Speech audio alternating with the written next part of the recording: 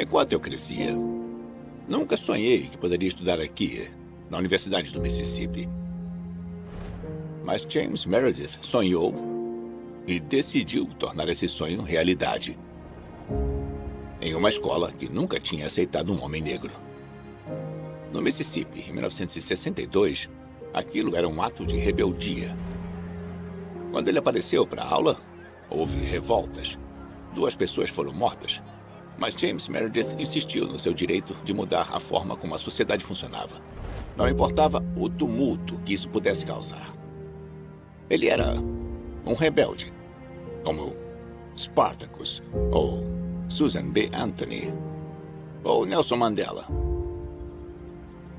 Esses rebeldes mudaram o mundo, mas vários outros falharam. O que torna uma rebelião um sucesso?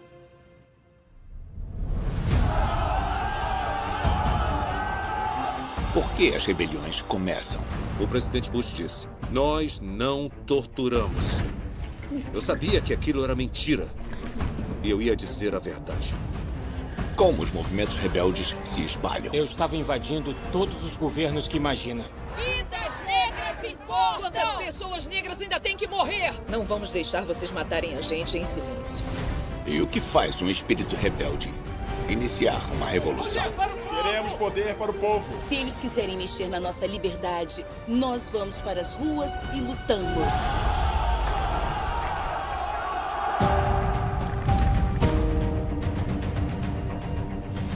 Essa é a minha jornada. Para descobrir os laços que nos unem.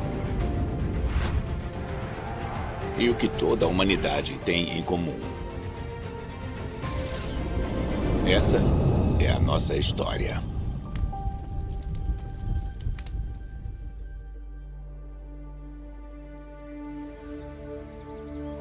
Toda sociedade segue um conjunto de regras, sejam culturais, religiosas ou econômicas. Essas regras nunca são perfeitas. Elas podem favorecer um grupo ou outro. Elas podem ser abusadas pelas pessoas no poder. Rebeliões geralmente começam com revelações chocantes de que as regras estão sendo quebradas. No rastro dos ataques de 11 de setembro de 2001, o presidente George W. Bush assinou uma diretriz secreta que permitia que a CIA aprisionasse suspeitos na guerra ao terror. O afrouxamento das leis rapidamente levou a um enorme abuso e à tortura de prisioneiros. A administração negou qualquer política oficial de tortura, mas aí um delator apareceu. O agente da CIA, John Kiriakou. John? Muito prazer. Concordamos em nos encontrar no estúdio de Hollywood que recria o tipo de local que geralmente é usado para esse tipo de interrogatório. Essa é a sala de interrogatório, é assim que se parece? É bem parecida. A pintura é mais bonita. Mas é bem parecida. Tá bom. Então, você era da CIA. O que fazia? Depois dos ataques de 11 de setembro, o Centro de Contra-Terrorismo da CIA me tornou o chefe das operações de contra-terrorismo no Paquistão. E aí o meu trabalho era caçar os líderes da Al-Qaeda e tentar capturar o máximo de guerreiros da Al-Qaeda que eu conseguisse pegar. E uma noite soubemos que Abu Zubaydah, que na época achávamos que era o número 3 da Al-Qaeda, estava em algum lugar no Paquistão. Invadimos 14 lugares ao mesmo tempo. Pegamos todo mundo e capturamos ele. Depois da captura, Abu Zubaydah foi entregue ao FBI para interrogatório. Os agentes do FBI, na verdade, estavam juntando informações úteis que estavam sendo usadas para salvar a vida de americanos e para impedir futuros ataques, mas a passos muito lentos. Esse é o processo. O processo é assim. Você senta do outro lado da mesa, em frente do prisioneiro. Isso pode levar semanas ou meses. Você estabelece uma ligação, estabelece um relacionamento, pode oferecer um cigarro, um pedaço de fruta, ou até Um pouco mesmo de café. Exato. Ele vai se abrir com você. Mas a CIA disse que estava demorando demais. Então a CIA tomou as rédeas do interrogatório de Abu Zubaydah e eles torturaram ele. Que método eles estavam usando? O mais famoso é o afogamento. Esse afogamento acontece quando o prisioneiro é amarrado numa tábua, mas com os pés levantados até a cabeça, e algum tipo de material, um pano, um tecido, é colocado na boca e jogam água no rosto. A pessoa sente como se estivesse se afogando. É uma coisa muito, muito horrível. No caso de Abu Zubaydah, a água acabou entrando na boca dele e no pulmão também. Ele teve convulsões, chorou e implorou para que eles parassem. Isso leva ao maior problema da tortura. O prisioneiro vai literalmente dizer o que acha que você quer ouvir só para que você pare de torturar ele. Eu fiquei tão chateado com o 11 de setembro quanto qualquer um ficou. Eu perdi amigos do Pentágono no dia 11 de setembro, mas isso era um exagero. Eu vi gente da CIA perdendo a cabeça em nome do contra-terrorismo. O que quer dizer com perdendo a cabeça? Fazendo coisas que eram inimagináveis em 10 de setembro. Nós deveríamos ser uma grande luz para o resto do mundo, nos direitos humanos, e deveríamos ser uma nação com leis. Na verdade, eu sinto vergonha de dizer, mas eu fiquei de boca fechada por 5 anos e meio. Não tinha para onde ir fora a mídia, mas eu estava com medo de ir até a mídia. Bom, eu saí da CIA em 2004 e continuei de bico calado. Então, finalmente, em dezembro de 2007, o presidente Bush deu uma coletiva de imprensa. Ele olhou direto para a câmera e então ele disse: "Nós não torturamos." Bom, eu sabia que aquilo era mentira. Então eu decidi que ia contar a verdade. E foi isso que eu fiz.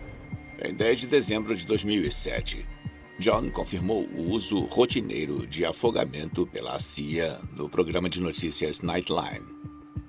O afogamento provavelmente é uma coisa que nós não deveríamos fazer. Somos americanos e somos melhores do que isso. As palavras de John ajudaram os ativistas de direitos humanos a chamar a atenção do público para o abuso contra prisioneiros na guerra contra o terror. O que aconteceu depois que deu a entrevista? Bom, a CIA entrou com o que chamamos de registro de crime contra mim no Departamento de Justiça, dizendo que eu revelei informações secretas. E aí, finalmente, em janeiro de 2012, eu fui preso pelo FBI e fui acusado de 5 crimes, incluindo 3 acusações de espionagem. Olha, espionagem é um dos crimes mais graves pelo qual um americano pode ser acusado. Então, eu ia encarar 45 anos de prisão. Em troca de uma sentença reduzida, John se declarou culpado de ter confirmado a identidade de um agente disfarçado para um jornalista. Como pouquíssimas pessoas são acusadas por esse tipo de coisa, John acredita que seu processo foi uma retaliação por ter delatado a CIA. A minha mulher e eu, na noite anterior, sentamos na mesa de jantar com uma calculadora para descobrir quanto tempo a nossa família ia sobreviver comigo na prisão. E concordamos que dava para aguentar uns 2 anos. E eu peguei 23 meses no final. John e sua família pagaram um preço muito alto. Mas, com o que fez, ele ajudou a inspirar a emenda McCain-Feinstein de 2015, que proíbe o governo de usar a tortura. Se tivesse que fazer tudo de novo, faria? Com certeza eu faria tudo de novo. O povo americano tem o direito de saber o que o seu governo está fazendo em seu nome. Isso que é democracia. Isso que é transparência. Alguém tinha que falar alguma coisa. Uma noite eu liguei da prisão para minha esposa. E ela disse: "Hoje foi um ótimo dia, porque o relatório do Senado sobre tortura foi liberado hoje. Tudo que você disse era verdade." E olha, tudo aquilo fez com que valesse a pena. Delatores começam como parte da instituição. Quando uma rebelião começa do lado de dentro, sempre surge de um forte contra-ataque institucional. John pagou um preço alto pelo que fez. Mas suas ações acabaram levando os cidadãos e os legisladores a mudarem as leis. Delatores com acesso a informações não são os únicos rebeldes que podem expor os segredos do governo. A era da informação pode criar um novo jeito de combater o sistema. Uma rede global de hackers está surgindo E seu objetivo é entrar nos arquivos do governo do conforto de seus quartos. Serão eles o futuro da rebelião? Para descobrir, eu vim até Nova York para me encontrar com um ex-hacker rebelde, Hector Munsinger. Como se tornou um hacker? Tinha 13. 13 anos quando eu perdi meu pai. Até a minha avó foi presa, minha tia foi presa. E foi uma época difícil. A minha família vendia drogas e latinos de Porto Rico e pobres. Eu precisava fugir um pouco da realidade. Por isso é que eu entrei na internet, para fugir um pouco. Eu comecei a ler sobre várias culturas de hackers diferentes e pensei, é interessante, será que consigo?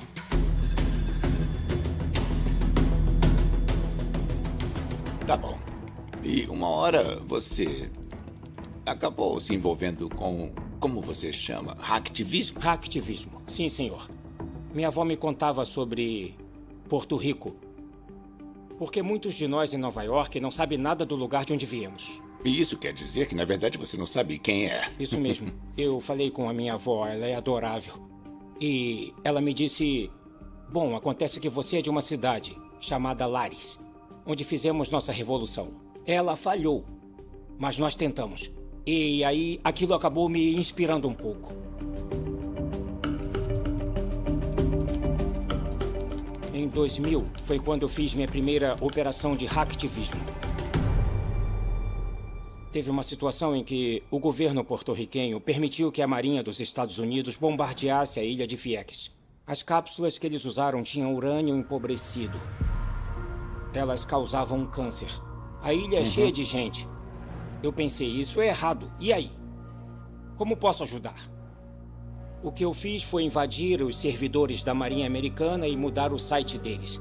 Eu troquei a primeira página por uma mensagem minha. Tá. Foi uma coisa assim. Tem que respeitar a ilha, porque tem gente morando lá. Não podem usar essas cápsulas que vão matar as pessoas. A Marinha encerrou as operações em Vieques em 2003. Manifestantes criaram pressão com táticas que incluíam ocupar a vista. Mas Hector acredita que a invasão ajudou a causa. E isso deu a ele um novo propósito na vida. Quando o hacktivismo se formou anonimamente alguns anos depois, Hector rapidamente quis participar. E eu me envolvi com o Anonymous. É um movimento descentralizado de pessoas trabalhando juntas como uma multidão. O grupo apareceu pela primeira vez no noticiário em 2008, quando derrubou o site da Igreja da Cientologia. É uma rebelião moderna. Em vez de correr pelas ruas, você usa o computador conectado com o outro. Uma das principais ideias por trás do Anonymous é que a informação deveria ser aberta e livre. Qualquer um que tente atrapalhar isso será um alvo. Seja lá quem for. Quando o governo da Tunísia começou a bloquear o acesso à internet para os cidadãos comuns, foi uma forma de censura. E o que acabamos fazendo foi impedir o acesso do governo, estragando o celular deles e também os servidores de e-mail. O sucesso de Hector alimentou seu espírito rebelde e o levou a participar de ataques cibernéticos ainda mais ousados. Aí chegou uma hora em que a gente estava hackeando assuntos sensíveis demais. Começamos a atacar empresas com contratos federais, que são muito próximas ao governo. Foi aí que as coisas mudaram. E nós nos tornamos criminosos procurados.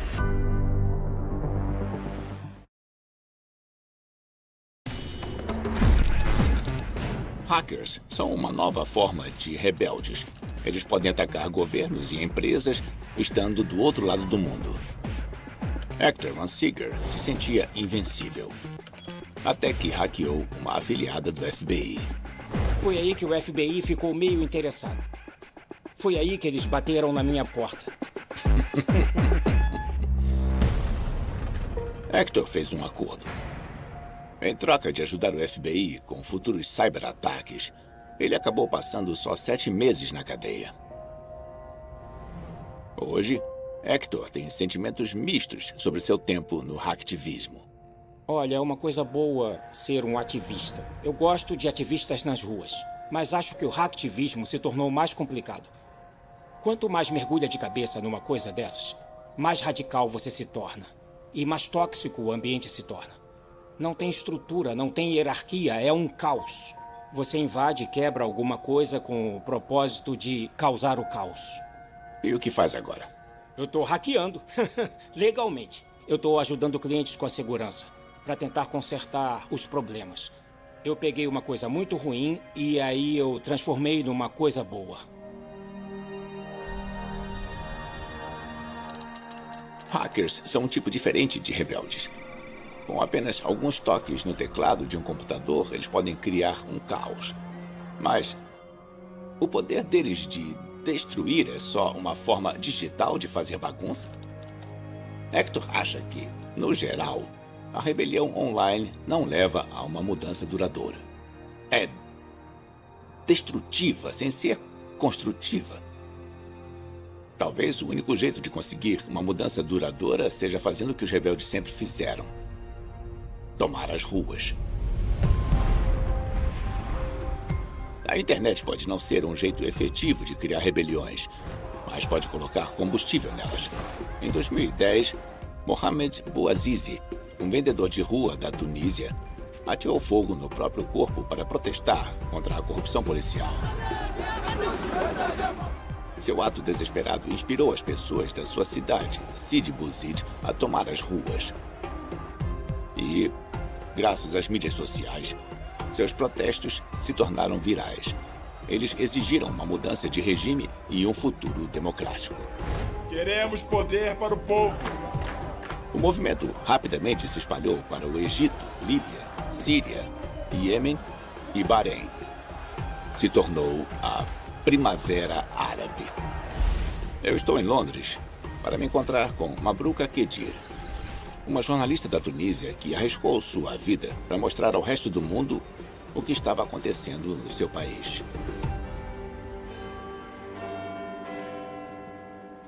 Olá, Mabrouka. Olá, que bom encontrar com você. Obrigada. Bom, me diz uma coisa. Por que quis me encontrar aqui?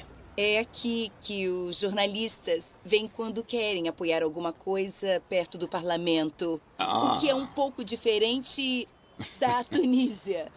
Antes da Revolução, não podíamos ir ao parlamento para conseguir alguma coisa. Durante seu reinado de 23 anos, o presidente da Tunísia, Zine El Abidine Ben Ali, retirou a liberdade de expressão e a liberdade de imprensa. Todos os jornalistas precisavam de uma permissão para filmar suas notícias, o que tornava impossível criticar o governo. Mabrouka trabalhava para um jornal alemão na época e foi submetida à censura da mídia também. E aí, como você se envolveu na Revolução da Tunísia para início de conversa? Eu sofria muito porque não podia falar sobre direitos humanos nem sobre a sociedade civil, mas em 17 de dezembro de 2010, Bouazizi ateou fogo no próprio corpo e foi como se ele tivesse dado coragem para a gente lutar contra o regime de Ben Ali. Tivemos muitos protestos nas ruas. O regime de Ben Ali, no início, tentou esconder. O que estava acontecendo? Porque eles tinham medo de mostrar para o mundo o que estava acontecendo de verdade. Exatamente. O canal de TV nacional tentou falar mal das pessoas, dizendo que elas eram criminosas e que queriam tacar fogo no país, mas não era o caso. Eu tinha que fazer alguma coisa. Tinha que ir até lá e mostrar para o mundo o que estava acontecendo. Mabrouka sentiu que o resto do mundo precisava saber sobre a rebelião para que ela tivesse alguma chance de sucesso. Então, sem a permissão do governo para filmar, ela foi ao epicentro do protesto em Sidi Bouzid para cobrir os violentos embates. O que a sua família achou? Eles me pediram para eu ficar em casa porque tinham medo que eu fosse morta. E eu escrevi uma carta para eles e depois gravei a carta bem na frente da câmera. Dizendo que eu estava a caminho e que era o meu dever mostrar a verdade sobre as pessoas que estavam protestando. E você estava lá com a sua câmera. Não era perigoso? Era muito perigoso. As pessoas estavam nas ruas para protestar. Quando a gente chegava perto, elas achavam que a gente era do Ministério do Interior. Acharam que eram espiões? E elas começavam a atirar pedras. Você não saiu de perto? Não fugiu? Eu sou uma jornalista. Meu dever é ir pra rua.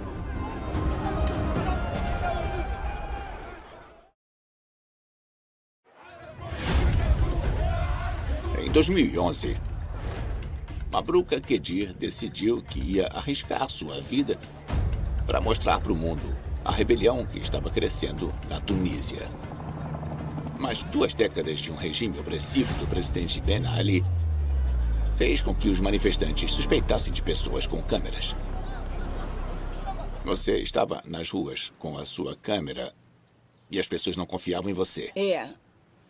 No começo, elas não confiavam na gente porque achavam que a gente era da polícia e que a gente ia mostrar as imagens deles para o governo. Mas quando eu mostrava meu cartão da imprensa e dizia que era de um canal de TV estrangeiro, eles começavam Acreditar em você. a acreditar em mim.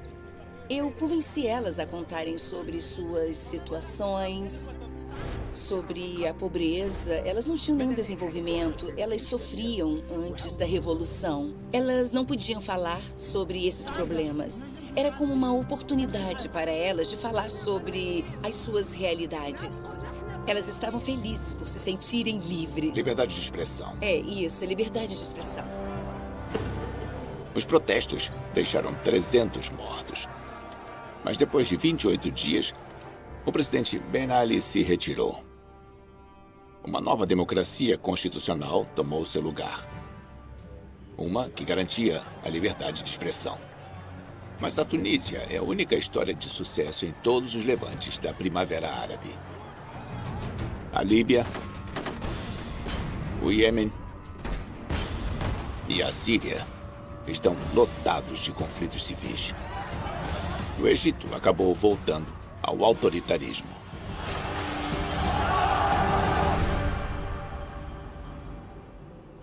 Por que você acha que a revolução na Tunísia está se saindo melhor do que a revolução em todos os outros estados árabes? Por que a Tunísia? Nós conseguimos cultivar o povo. Eles são educados e temos uma sociedade civil forte. Então eu acho que todas essas coisas tornaram a Revolução da Tunísia melhor do que as outras. Mas vocês têm um princípio de democracia lá, não? Mais ou menos. Estamos a caminho da democracia, mas não temos uma verdadeira democracia até agora, porque ainda estamos lutando contra a corrupção. Acho que a Constituição é algo que tem que ser real. Temos que trabalhar juntos. Todo o povo junto, a sociedade civil, os jornalistas, cidadãos. Nós temos que lutar. Se eles quiserem mexer na nossa liberdade, vamos para as ruas e lutamos. É claro. Bom, olha, estamos com os dedos cruzados. Obrigada. Queremos vocês fora daqui! Os resultados dos levantes da Primavera Árabe são variados. As revoluções nem sempre dão certo. E mesmo quando dão, a luta por mudanças duradouras não acaba. Substituir o antigo por uma coisa melhor requer tempo e esforço das pessoas corajosas como Mabrouka. A verdadeira rebelião não é uma corrida. A verdadeira rebelião é uma maratona. 100 anos depois de Abraham Lincoln ter abolido a escravidão, afro-americanos tomaram as ruas para lutar por direitos que ainda lhes eram negados.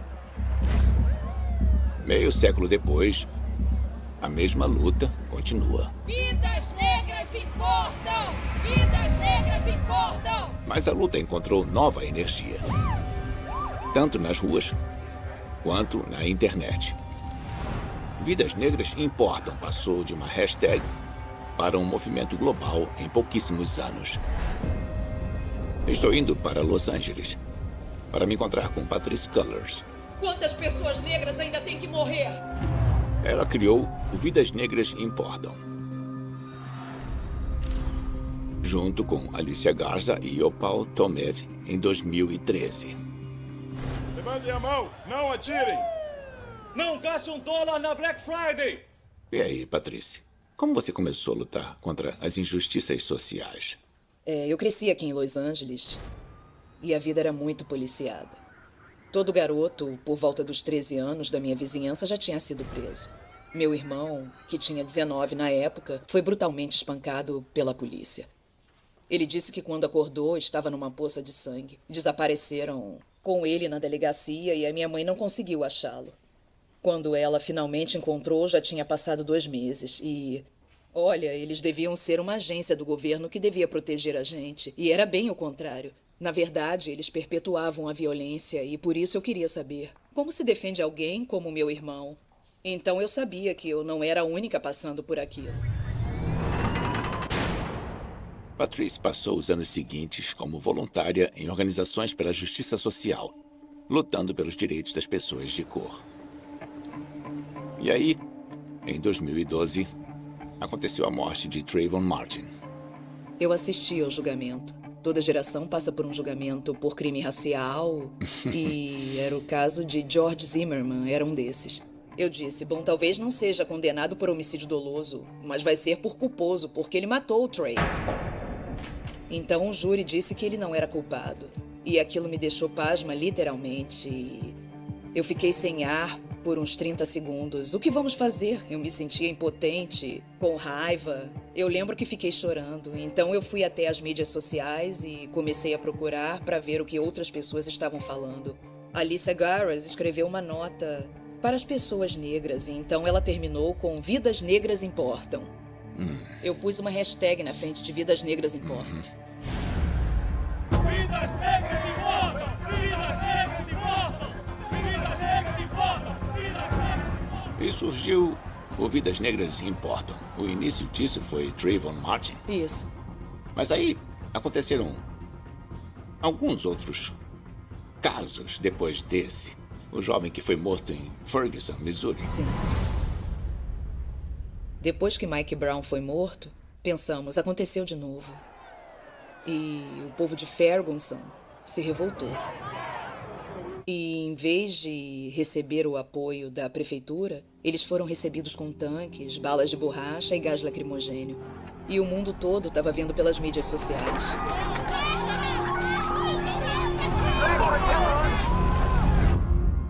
E muitos pensaram, temos que ir para Ferguson. Então, levamos uma equipe de 600 pessoas de toda a América do Norte, médicos, terapeutas, advogados, jornalistas negros, jovens, e todo mundo foi para lá por 3 dias durante o feriado do Dia do Trabalho. Não existe justiça! Não existe justiça! Depois de Ferguson, o Vidas Negras Importam assumiu a missão de garantir que houvesse uma investigação toda vez que um afro-americano fosse morto por autoridades sob circunstâncias questionáveis. 18 situações dessas surgiram depois daquilo e chegaram a dobrar e triplicar nos anos seguintes. Desse jeito, temos mais de 40 casos ao redor do mundo. Mãos para cima! Não atirem! Em 4 anos, o movimento que Patrisse fundou espalhou um debate nacional do uso da força pela polícia. O problema persiste, mas muitos departamentos de polícia introduziram câmeras corporais. Outros estão treinando seus policiais com técnicas menos violentas, na esperança de reduzirem as mortes desnecessárias. Como você responderia à pressão das pessoas que dizem todas as vidas importam? Me lembro de quando ouvi essa frase pela primeira vez. Todas as vidas importam. Fiquei muito preocupada quando usamos Vidas Negras Importam. E as pessoas não responderam bem, então eu pensei, é só uma simples declaração de que as vidas negras também importam. As vidas importam quando as vidas negras importam. Eu estava lá durante o início dos capítulos finais do movimento pelos direitos civis. Então, como o Vidas Negras Importam se compara? Quer dizer, isso é como o movimento pelos direitos civis ou é um movimento que segue em outra direção? Nos enxergamos como uma parte de um longo legado. O que é diferente é uma característica do nosso movimento. Não estamos vivendo em uma época em que precisamos de um jovem negro de terno, sabe? Falando em nome do povo negro. E geralmente rejeitamos a ideia de um líder. Nenhum indivíduo pode iluminar o movimento se ilumina, as pessoas se iluminam. Você acha que rebeldes, eles nascem ou são criados? Acho que as duas coisas. Eu acho mesmo que nasci uma rebelde, mas também acho que muitos de nós nascemos com muitos privilégios e acho que essas pessoas se tornaram muito rebeldes. Acho que tem muita gente assim se unindo ao nosso movimento. Patrice diz que ela nasceu rebelde e que, infelizmente, ela cresceu com muitas causas para defender. Graças a Patrice, Alicia Garza e Opal Temeti, o movimento Vidas Negras Importam cresceu como uma rede descentralizada global de organizadores. Sem nenhum líder, ele não pode ser parado se uma pessoa for silenciada. Não é só uma rebelião crescente, é uma mudança na forma de se rebelar. Rebeliões bem-sucedidas devem estar preparadas para uma longa batalha. A mudança não costuma ser rápida. Mas alguns rebeldes chegam a lutar pela mudança que sabem que não virá até muito depois da sua morte.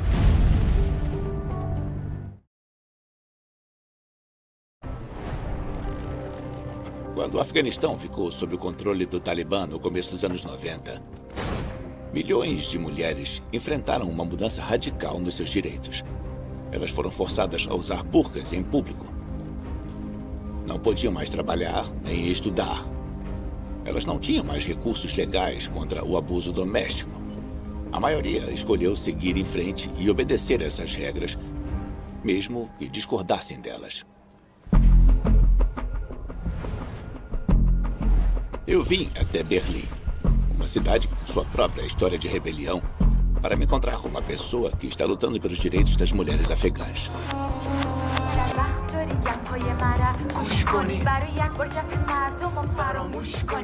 Paradise Soruri é a primeira rapper feminina afegã.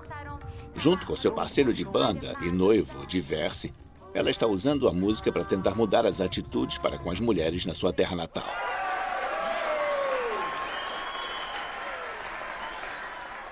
Sou mesmo fascinado pela música de vocês. O que levou você para a música e para os shows? Quando eu era criança, o meu pai costumava tocar teclado por diversão. E eu costumava cantar. Meus pais sempre me diziam que eu ia ser tipo uma super estrela. E agora é o meu sonho. Em 2008, eu conheci a Paradise e percebemos que tínhamos um interesse em comum pela música. Dissemos, vamos fazer isso, vamos fazer música no Afeganistão. Era muito difícil porque você tinha que esconder isso dos vizinhos o tempo todo. Para as mulheres, fazer música é extremamente proibido. Então, se ela for pega, vai pra cadeia, vai ser apedrejada e tudo o que quiserem pra fazer ela parar. Você já foi atacada? Já várias vezes. Várias vezes? É, e um dia eu voltei com meu irmão menor e, do nada, nós fomos cercados por motocicletas. 10 homens atacaram Paradise e seu irmão mais novo. Eles rasgaram o hijab dela e gritaram, dizendo que ela era uma pessoa horrível porque era cantora. Paradise temeu por sua vida e chamou ajuda, mas as pessoas só ignoraram e foram embora. Eu estava em casa esperando a Paradise chegar. Fiquei chocado porque eu vi o hijab dela rasgado e ela estava machucada, com sangue e machucados. Pra mim foi muito chocante. Eu perguntei o que tinha acontecido e entendi que eles tinham percebido que a gente fazia música. E eu falei, tá bom, vamos até a polícia pra contar o que aconteceu. Chegamos lá, contamos a história toda e eles falaram, tá bom, é só então não fazerem mais música. Por que querem mais dor de cabeça pra vocês? Não estamos aqui para ajudar e nem Proteger. para proteger vocês. Se querem viver, é só não fazer mais música, nunca mais. A polícia concordou com os caras que bateram em você. Eles praticamente disseram, tá tudo bem. Pensaram em desistir? Não, é claro que não. Isso me dá ainda mais força pra levar a sério e fazer a minha música. Paradise e Diverse continuaram a fazer música e apresentações. Eles saíram da sua cidade natal, Herat, para uma capital mais cosmopolita, Cabul. Eles começaram a se tornar muito populares, mas a vida para as mulheres no Afeganistão estava começando a ficar cada vez mais difícil. Infelizmente, eu recebi notícias muito ruins. A minha tia falou que tinha acontecido alguma coisa com as minhas primas. A prima mais velha de Paradise, que tinha 11 anos, devia se casar com um homem de 60 anos. Em vez de enfrentar esse destino, ela ateou fogo no próprio corpo. A prima de 9 anos de Paradise fez o mesmo. A mais velha disse: vamos fazer isso juntas, porque depois de mim, o papai vai querer te obrigar também. Então, ela se queimou e, infelizmente, acabou morrendo, mas a irmã dela, mais nova, continuou viva, mas metade do corpo ficou queimado. Eu não acreditei naquilo, porque eram parentes minhas e eu decidi que, depois daquilo, eu ia escrever uma música sobre minhas parentes e sobre o povo e sobre as mulheres afegãs que sofriam.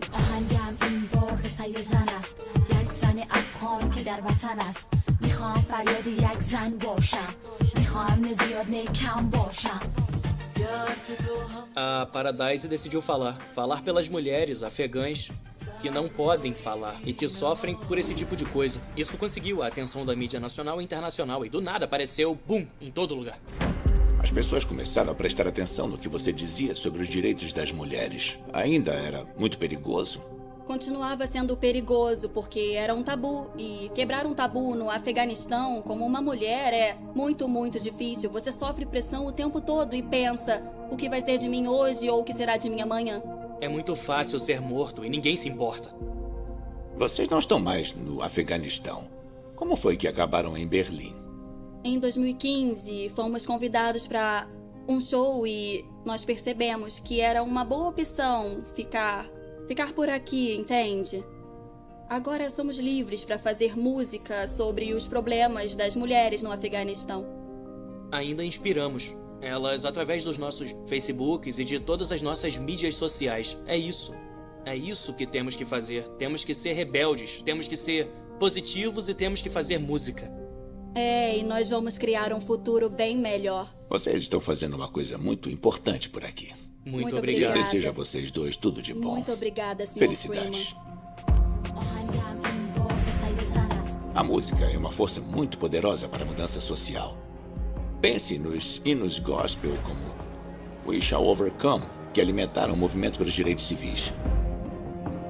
A música de Paradise e Diverse não vai mudar a vida das mulheres no Afeganistão rapidamente. Mas eles estão plantando uma semente na mente das futuras gerações. Como Martin Luther King disse, o arco do universo moral é comprido, mas ele se dobra para o lado da justiça. Rebeldes lutam pela oposição.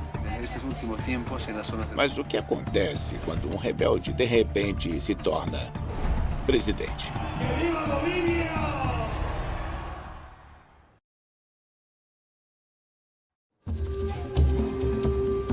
A Bolívia. Essa nação sul-americana rica em minérios passou a maior parte do século XX sob o controle de líderes militares. Muitos deles pareciam ávidos a ficar ricos enquanto ignoravam a população indígena boliviana pobre. Mas esse ciclo finalmente pode ter acabado. Eu vim até Santa Cruz, a maior cidade do país, para me encontrar com Evo Morales. Ele é o primeiro presidente indígena da Bolívia. Mas antes de ele ser o presidente do país, ele era só um fazendeiro. Como devo chamar o senhor? Como queres que llame usted? Evo. Morgan.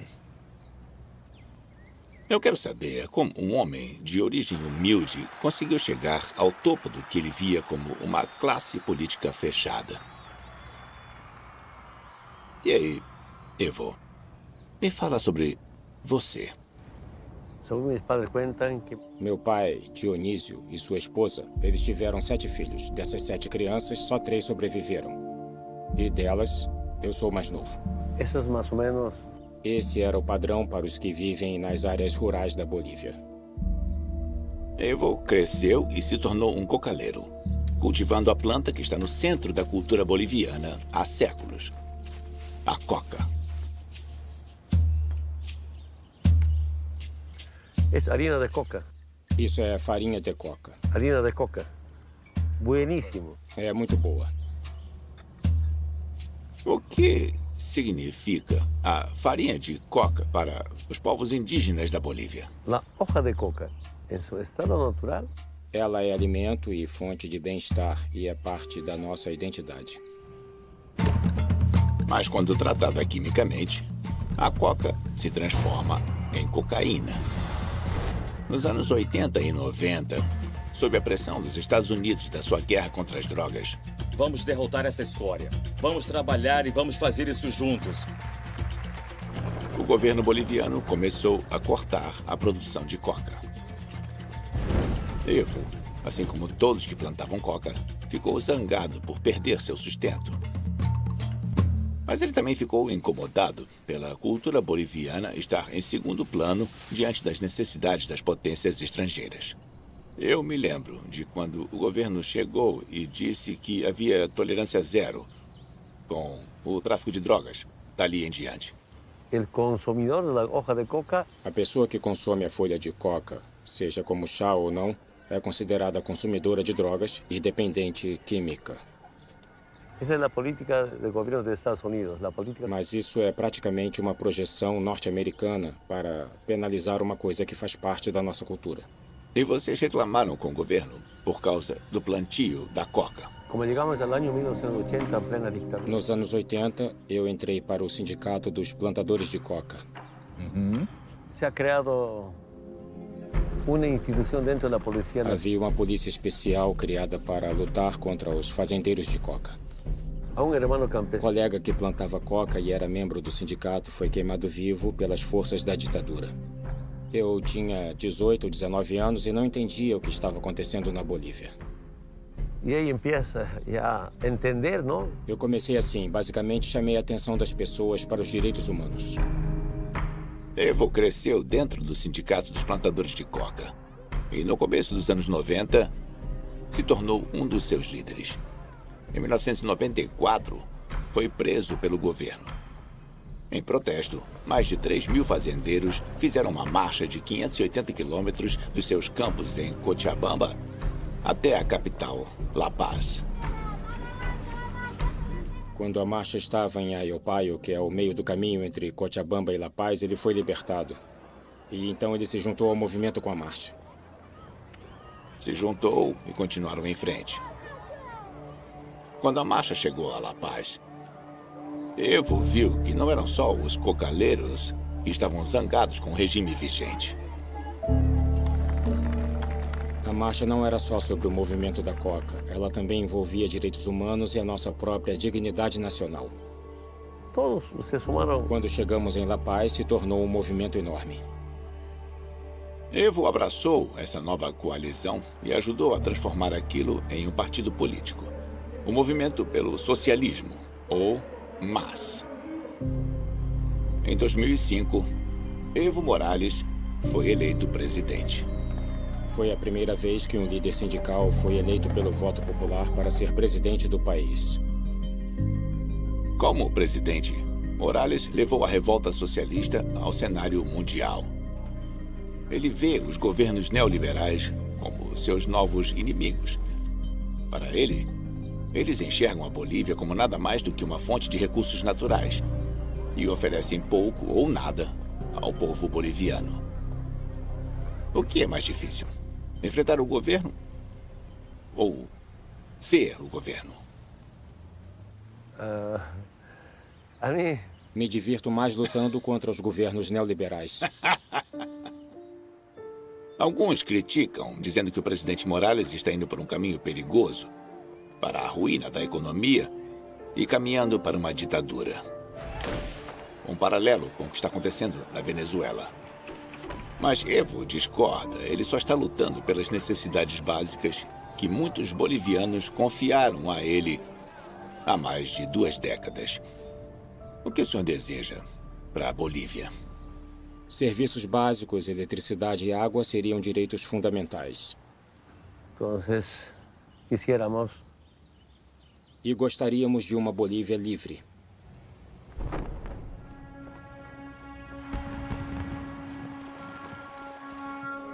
Evo Morales passou de um líder da resistência para presidente do seu país porque trabalhou muito para formar uma ampla coalizão de bolivianos. Os rebeldes mais preparados sabem que não podem lutar sozinhos. Evo precisa continuar a levar seu caso para a maior plateia que puder, se quiser que sua ideia de mudança continue no futuro.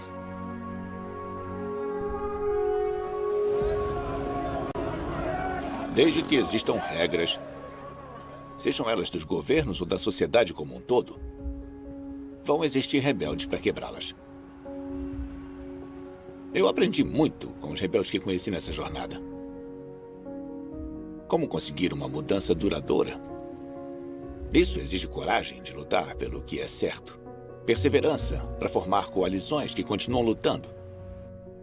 Esperança de que a mudança virá mesmo depois da sua morte.